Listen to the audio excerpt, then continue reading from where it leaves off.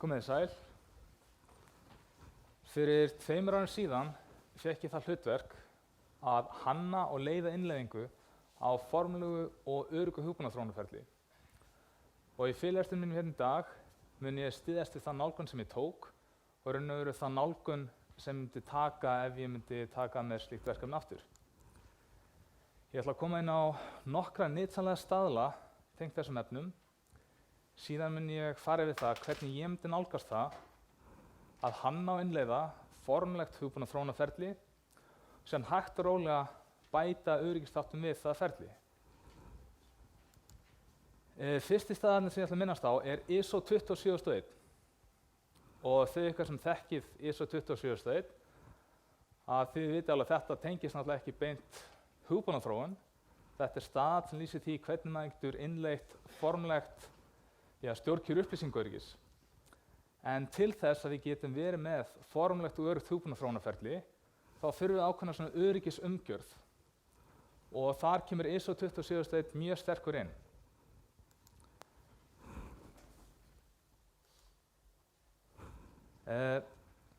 Bara það að stjórnendur séu búin að lýsa yfir stuðningi við aukið upplýsingaöryggi með því að gefa út upplýsingaöryggisstefnu skiptir mjög miklu máli.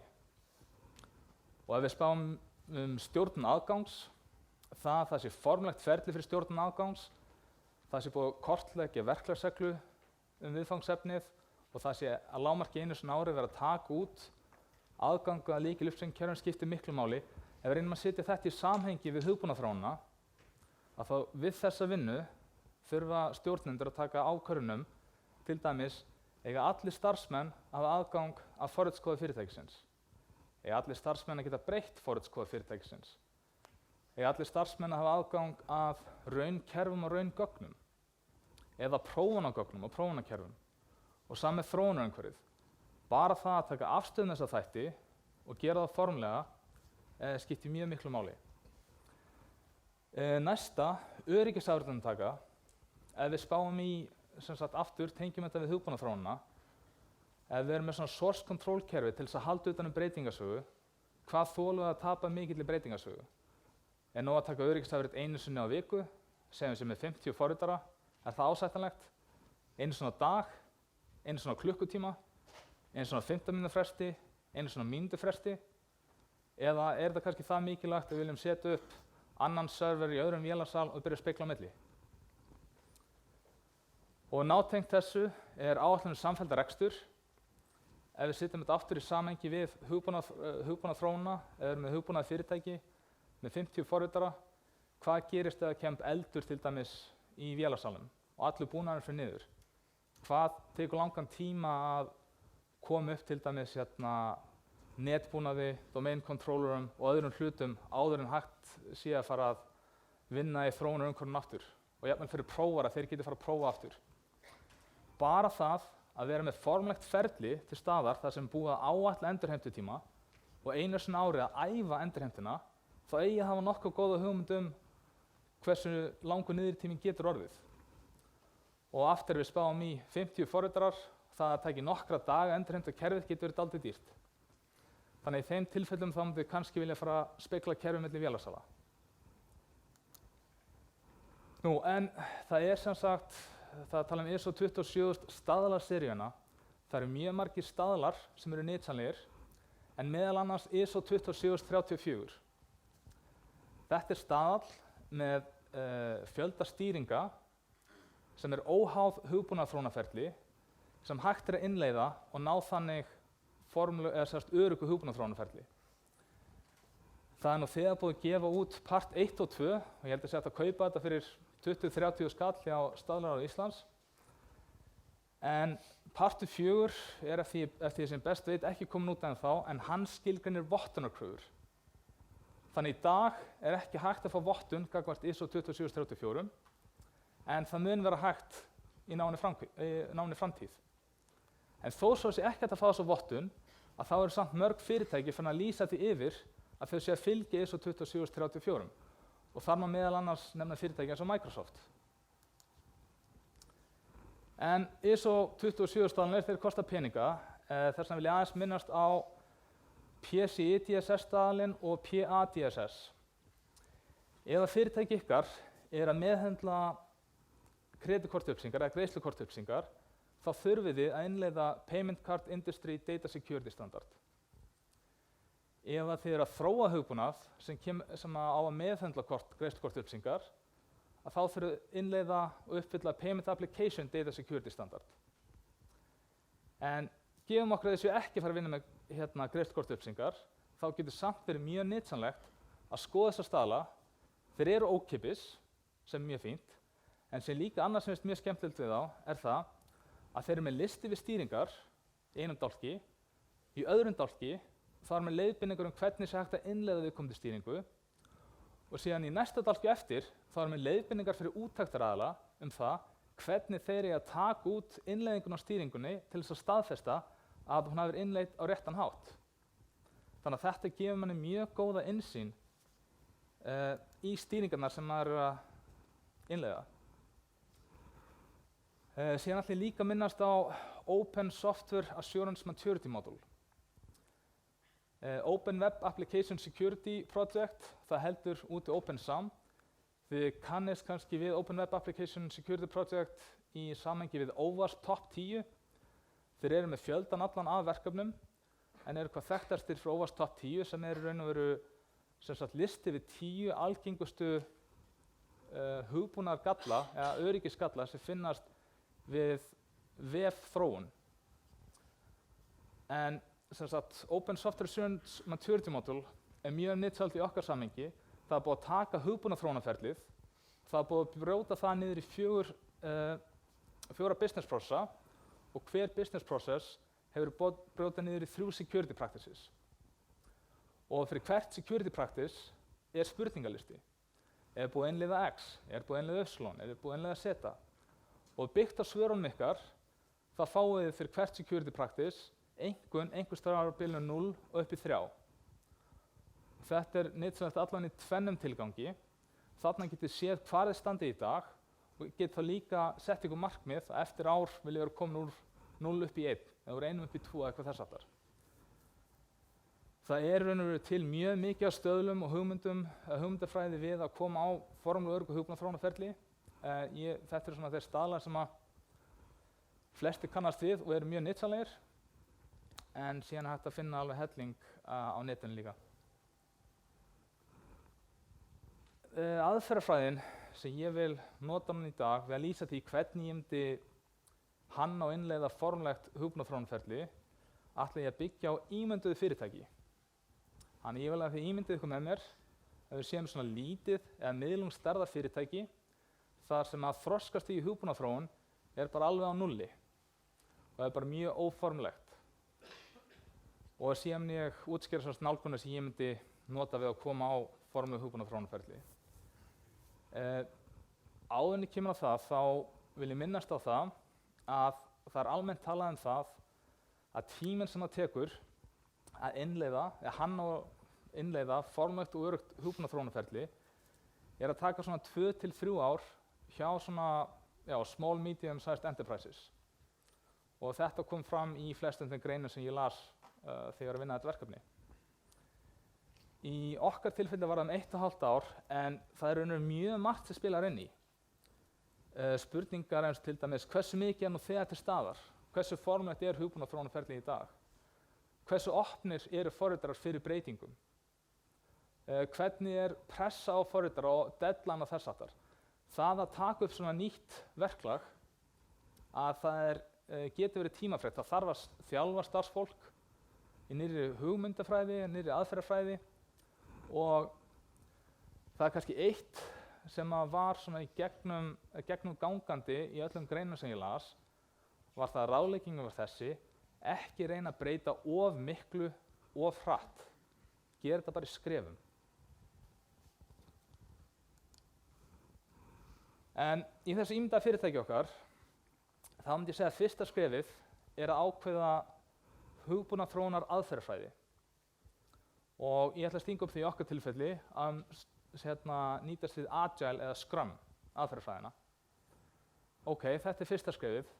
Næsta skrefið við viljum gera það formlegt. Og Já, hvað menn ég með því? Ég vil að við skjölum það, þessi verklagsregla hugbúnaþróunina. Og þá er ég ekki að meina að við ætlum að Scrum að það byrji með einhverjum 2-3 blaðsíðna ritgerð það hvað er Scrum. Heldur á ég meira við það að við þurfum að gera okkur grein fyrir því að þeir sem koma til með að lesa verklagsregluna, þeir hafa ákveðna grunnþekkingu og þeir eiga að vita hvað Scrum er. Heldur viljum við skjala hvernig við viljum útfæra Scrum. Til dæmis erum einhverjar kröfur samsetningu á Scrum teymi. Þarf að vera einn með gagnagrunnsþekkingu hverju teymi eða einn með einhverja ákveðna þekkingu eða bara fjölda í teymum. Erum einhverjar skoðanar því hversu langir sprettinir eiga að vera. Eiga að vera 2 vikur, 3 vikur, 4 vikur. Má velja. Hver má búa til sögur í backlog. Hver má, hvernig ferlið það og hver má samþykkja sögur inn í sprett. Bara grunnþættir sem snýra ykkur. Og síðan getið að sjálfsögðu bætt við fleiri hlutum sem ykkur finnst nytsamlegir. Og næsta skrefið, það er ekki nóg að hafa þetta formlegt. Ég veit allnokkuð tilfelli þar sem að fyrirtæki hafa ákveðið að innleiða Scrum og eru komið svona board, whiteboard, eru komið post-it-miða, með post-it-miða, í þessum dálki eru þau tösk sem ekki byrjað á, þetta eru þau tösk sem eru að vinna í, þetta eru þau tösk sem eru í prófunum og síðan síðasti dálkurinn þau tösk sem eru búin. Og síðan við lok sprettsins kannski bara þeim töskur sem var klárað það þeim bara hent. En þarna höfum náttúrulega engan rekjanleika og við viljum hafa rekjanleika. Þannig að þá viljum við finna einhverja stafræna lausn. Og það er til fjöldi tóla fyrir það. Það er Team Foundation Server, það er Jira, CollabNet. Það er fjöldi tóla. Bara velja eitt tól sem ykkur líst vel á og þá getið við verið með þetta Scrum board bara í þeim hugbúnaði. En þegar þetta er komið, þá skiptir máli að velja source control kerfi. Þið eru kannski með eitthvað kerfi í dag, þarna er tækifæri til þess að endurmeta þetta. Viljið fá, nýta tækifæri að taka upp nýtt source control kerfi sem hentar betur, eða núverandi bara gott. Í okkar tilfelli, þá ætlum ég að stinga upp því að notum bara Subversion. En það er ekki nóg, ákveða ætlum þetta Subversion. Við þurfum að ákveða hvernig ætlum við að nota það. Ef við spáum bara í branching, ætlum við að forrita öll bara í trankinu sem er default branchið, eða eiga allir forritarar alltaf að brancha út og vinna hugbúnaðarbreytingar og brancha inn aftur, eða viljum við að allir forritarar þeir vinni í default í trankinu sem default branchið, en ef að þeir að fara að gera einhverjar breytingar sem getur brotið eitthvað, að þá branchið þeir út og branchið síðan aftur inn. Bara það að taka afstöðum þessa hluti skiptir miklu máli. Þannig að það liggi fyrir. Og síðan vil ég líka minna svona lokum á svona útgáfustjórnun. Það er mjög þægilegt eins og í Subversion og Git og öðrum source control kerfum að það er hægt að tagga ákveðna útgáfu. Þannig að ef við erum að bilda einhverja binary skál fyrir útgáfu 1.0.0 þá er þetta búið til tagg fyrir 1.0.0 og þá er bara tekin staðan eins og hún er á öllum source kóðunum og þá er hægt að sækja viðkomandi útgáfu hvenær sem er í framtíðinni. Síðan þegar næsta útgáfa kemur það 1.0.1, 1.0.2 og 1.0.3 og 1.2 og svo framvegis. Þetta á kannski sérstaklega við fyrirtæki sem eru að selja hugbúnað til þriðja aðila og þetta er ekki bara fyrir innanhúsnotkun. Af því að með þessu, segjum svo að það fundist öryggisveikleiki sem að nær yfir allar útgáfunar. Þetta var kannski bara ein lína. Ef þið hafið tafið með ykkur þetta ferli, þá ertu að tjekka út bara hvert verkefni fyrir sig, breyta þessari einu línu, compile aftur og committa þessu, vera þá með 1.0.0.a, 1.0.1a og svo framvegis. Og þá ertu að senda öllum viðskiptunum bara eina binary uppfærslu, sem þarf ekki að trufla neitt. Vandamál sem ég heyrtaði í dag er kannski freka það má kannski segja þessi jákvætt að mörg hugbúnaðarþróunar fyrirtæki, þau eru farin að finna öryggisveikleika og eru farin að laga þá. En vandamálið er kannski það hringir í viðskiptavininn og segir herru, ég vil bara láta vita að fannst öryggisveikleiki, en til þess að fá uppfærslu sem lagar hann, þá þarftu að uppfæra nýjustu útgáfuna kerfuna, það kostar milljón takk. Þannig að, en ef það væri búið að koma á svona ferli, að þá er hægt að auka öryggi viðskiptavinna, bæta orðspor fyrirtækisins, þannig að ég meðal alveg eindregið með þessu. Og síðan þegar búið að ákveða source control kerfi, þá skiptir miklu máli að tengja þetta tvennt saman. Það að segja þetta Scrum kerfið okkar og source control kerfið upp á rekjanleika. Þá getum við rekið alla kóðabreytingar niður á eitthvað task eða sögu. Og það ætti bara að banna allar aðrar kóðabreytingar ef það er ekki hægt að rekja þetta. Þannig náum við líka svona ákveðni stjórn á kóðanum okkar. Sem við líka minnast á það að mikilvægt þess að aðskilja þróun, prófun og raunumhverfi. Og þarna eru kannski aðalega, það eru margir hlutir sem spila inn í, en þetta er líka mikið gert til þess að varna gegn mögulegum vandamálum sem getur komið upp, eins og það ef að forritarar hefðu kerfisstýriaðgang inn á öll kerfin og þeir myndu sem sagt, og þeir varu beðnir að setja hugsanlega einhverja binary-skrár í prófun og í raunumhverfi, þá gæti það gerst að, margir hlutir sem getur gerst, þeir gætu tjekka út source kóðan, bilda eins og í dag og setja það í prófun, sem getur gleymt sér að fara að forrita, síðan eru beðnir að setja þetta í raunumhverfi, þá getur kannski bildað þetta aftur, eftir breytingan sem maður gera og setja það í raunumhverfið. Og allavega, þannig að það eru margir þættir sem að hægt er að takmarka líkur á að gerist með því til þess að aðskilja þessi störf. Og til dæmis að hafa þá bara þriðja aðila, annan aðila sem sæjum það þegar eitthvað á fyrir prófun, þá myndi hann sækja út nýjust útgáfuna í source control kerfinu. Og það er líka að tryggja það að forritarinn sé ekki búinn að gera einhverjar kóðbreytingar, búinn að búa til binary-skrár, án þess að þetta fari inn í source control kerfið okkar. Þannig að þá er þetta að bilda þessa binary-skrá, setja hann í prófun, og þegar búið að prófa þessar binary-skrár, það er að tryggja það að þær fari bara beint áfram í raunumhverfið. Þannig að þetta er allan frekar mikilvægt. Nú, það er kannski einhverjir sem er að spyrja, ok, Svavar, þú ætlar að tala um öryggi í hugbúnaðarþróun og eiginlega meiri hlutum tíman eiginlega búinn, en þú ert bara búinn að tala um formulegheit. Og ástæðan er sú að þetta snýst raunum rekstraröryggi og öryggi fyrir fyrirtækið. Öll þessi formulegheit skipta fyrirtæki með miklu máli og eru raunum rekstraröryggi. En nú ætlum við aðeins að koma að þessu svona tæknilega öryggistætti. Og eftir allt hitt ferlið er komið, og sem hefur væntanlega tekið einhver tíma að koma af stað hægt og rólega, skref fyrir skref, þá er kominn tími til þess að fara að greina milli bara almennar hugbúnaðargalla sem öryggisgalla. Þarna var þetta að uppfæra verklagsregluna. Til dæmis ef það finnst öryggisgalli, þá þarf að láta öryggisstjóra vita og product owner, og þá kannski innan 3 viðskiptadaga þarf að hafa verið tekin ákvörðun hvernig eigi að bregðast við. Ekki að sé búið að laga þetta, heldur bara að sé búið að taka ákvörðun hvernig eigi að bregðast við. Þegar það er komið, búið að þjálfa forritar og aðra að skrá þessa öryggisgalla, þá er kominn tími til þess að fara að þjálfa forritara í öryggri hugbúnaðarþróun. Þarna skipt til dæmis máli það að ef þið eru að forrita í .NET, þá vil ég ekki vera að kaupa eitthvað námskeið í öryggri forritun í Java. Eða ef þið eru að forrita í Java, þá vil ég ekki kaupa námskeið í öryggri forritun í PHP. Það er best að fá námskeið í ykkar umhverfi. Það má alveg, þið fáið innsýn í ákveðna öryggisþætti eins og OWASP 10 ef þið sjáðu eitthvað annað, en það er best ef það snýra ykkur. Það er til fullt af ókeypis námskeiðum, það er hægt að ókeypis vídeo og OWASP, og það er til námskeið sem kosta $100, $200 og síðan er til námskeið sem kosta $1000. En þegar þetta er komið, þá myndi ég bæta við svona Secure Coding Practices skjali.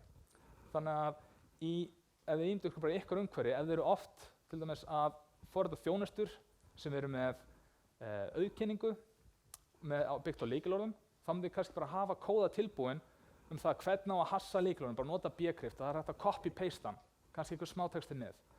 Ef þið viljið fullvissa ykkur flækjustu lykilorða, það sé hægt að copy-pasta þann kóða, lotustjórnum, eitthvað svona sem skiptir miklu máli. Það er þetta einfalt. Næsta skref þegar það er komið, það er að bæta við hönnun og hönnunarrýnifundum. Oft þegar svona product ownerar eru komið skrifa einhver task, þá skilja þeirra kannski einhvern einn hátt, sem kemur forritara og skilja annan hátt. Þannig að það að fá forritara til þess að skrifa bara svona hönnunarskjal sem þarf bara ein málsgrein eða eitthvað, með það hvernig hann skilur þetta, eiga fund með product ownernum, það getur komið í veg fyrir fullt af misskilning. Og ef það er security architect sem kemur á fundin líka, þá er mögulegt að finna alveg fullt af öryggisreglum áður en að þeir áður en þetta fer í forritun, áður en þetta komið í rekstur. Þegar þetta er komið, þá er sniðugt að fara að kenna forriturum, business ownerum svona threat modeling. Og það sem ég myndi stinga upp að vera notast við er Stride frá Microsoft. Þetta stendur fyrir spoofing, tampering, repudiation, information leakage, denial of service og elevation of privileges. Og þegar búið að þjálfa forritara og business ownera í þessar aðferðafræði, þá er líka minni þörf á öryggisarkitektum að koma að þessari rýni.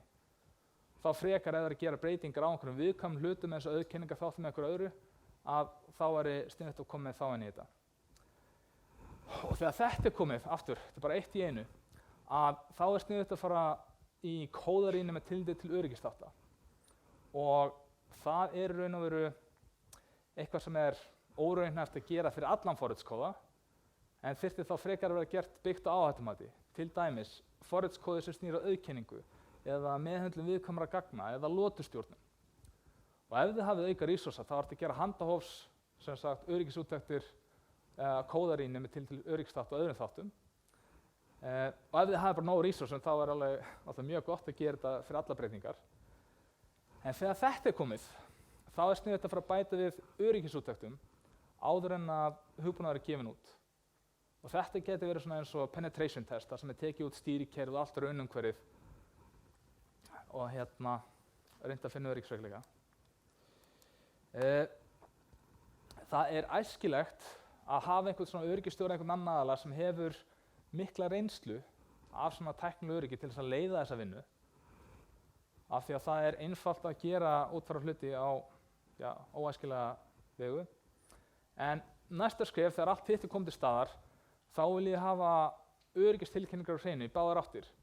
Þið viljið hafa póstlista yfir ykkar viðskiptavini, þannig ef það kemur, eða finnst einhver öryggisveikleiki, að þið getur bara sendt einn tölvupóst og það fer á alla viðskiptavina. Og á sama skapi, þá viljið þið hafa einfalda samskiptaleið við ykkur, eða viðskiptavinir ykkar, eða einhver annar, finnur öryggisveikleika við ykkur, þá viljið þið hafa aðgengilegt á vefsíðunni ykkar, eða allan á kunnarnir vitið það, hvaða netfang þeir eiga að senda á upplýsingar viðkomandi veikleika. Síðan er sniðugt að koma svona security portal, til dæmis á innræniti, þar sem hægt er að tilkynna öryggisfrávik, hægt að hafa yfirsýn yfir þetta og meðhöndla þetta. Síðan er einnig sniðugt að vera með svona incident response, þannig að þegar það er brotist inn hjá okkur, sérstaklega ef þið eru að bjóða upp á þjónustu til annarra, eða líka ef þið eru að bjóða upp á þjónustu, ef þið eru að selja hugbúnað til viðskiptavina, þá er gott annars vegar að vera með incident response plan fyrir ykkur, þar sem bara listi við það, checklisti hverja þarf að hringja út og hver er aðferðafræðin, hver er listin yfir það til þess að afla sönnunargagna, chain of custody og allt þetta fyrir sönnunargögn. Og að sama skapi er líka gott að hafa checklista, þannig ef að viðskiptavinur lendir í einhverju, til dæmis tölvunbroti, að þá er þið bara með til checklista til þess að geta aðstoða þá. Og þegar allt þetta er komið, þetta er ekkert smá, þannig að þetta getur tekið smá tíma, en þannig kannski fyrsta skiptið sem menn ætti að fara að íhuga svona bug bounty. Og þeir sem þekki ekki bug bounty, þá eru fyrirtæki eins og HackerOne, þau eru fleiri, sem eru með fullt af tölvuöryggissérfræðingum í sínu tengslanetti og þeir eru að bjóðast til þess að vera milliliður fyrir önnur fyrirtæki. Þannig að segjum svo ykkar fyrirtæki áhuga að fara inn í þetta, þá myndu þið bara skilgreina reglurnar og þið bjóðast til þess að borga fyrir svona öryggisveikleika sem finnast hjá okkur, þá er til að borga $1.000 eða $100. Einhverjum tilfellum eru fyrirtæki einungis að bjóða upp á svona nærbóli eða bjóða upp á bolla eða eitthvað þess háttar og bara name recognition. Það eru samt margir sem eru það tilbúin að setja tímann sinni í þetta, en í öðrum tilfellum eru að borga nokkuð $1.000 fyrir ákveðna tegundir öryggisveikleikum. En áður en þið farið í það að innleiða eitthvað svona, að þá er æskilegt að innviðirnir séu sterkir, þið getið brugðist hratt við.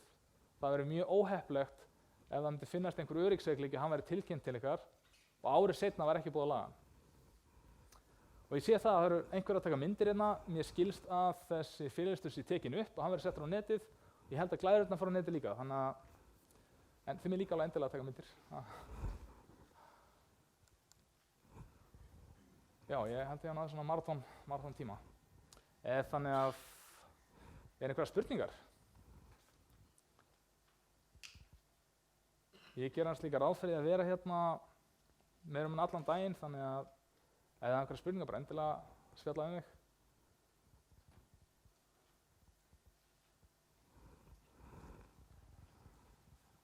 Þetta hefur greinilega verið svona skýrt hjá mér, vona ég. Það sé bara takk fyrir mig.